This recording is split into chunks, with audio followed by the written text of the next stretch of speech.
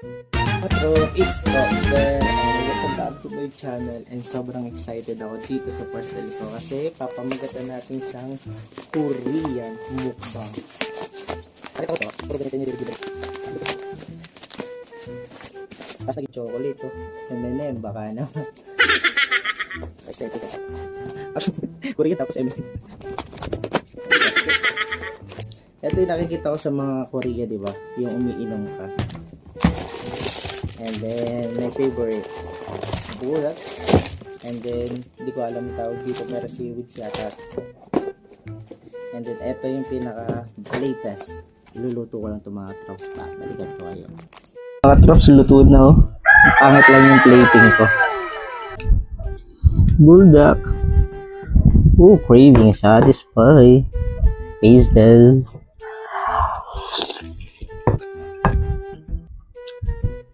Sarap. Ito nyo ba yan?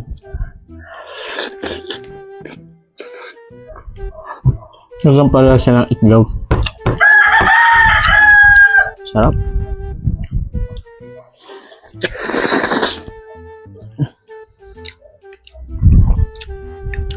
Tapos itlog. Kaya mo na, hindi naman ako marunong mag-chopstick. Tapos bumili din ako nito para kompletong sa mga Korea, di ba? Ito nakikita mo yung mga sila. Syempre hindi mawawala si Iron Man.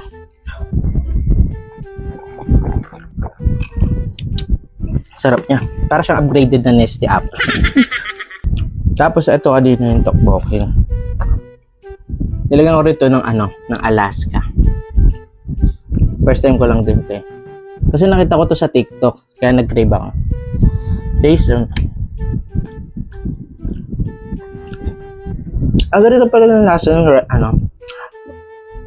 ano tawag dito? Rice M&M.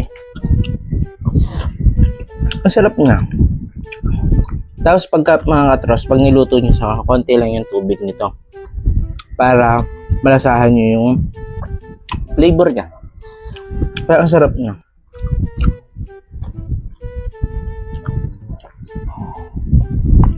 Ito lang, konti lang, as in talagang konti lang yung tubig, dapat malapot eh.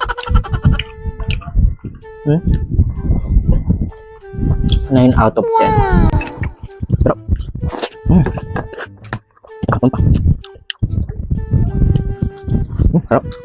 Tapos ito naman, 1,000 out of 10. Ang sarap niya.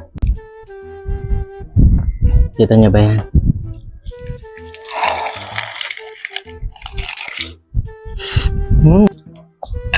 Parang halo. Pero syempre hindi naman to pwede araw-araw eh. Kaya ubusin ko lang to.